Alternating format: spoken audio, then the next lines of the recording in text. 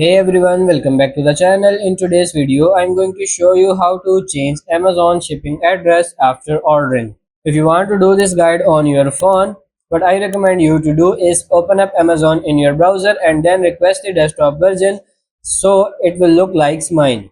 What you want to do is log into your account in the top right. After logging in, hover over your name and then go and click on your orders. This order here is one I want to change the address of. It's important that you change the address as soon as possible before Amazon has started processing your order, but definitely before it's been dispatched or shipped. What you want to do is head over to the right where it says view or edit order and click that.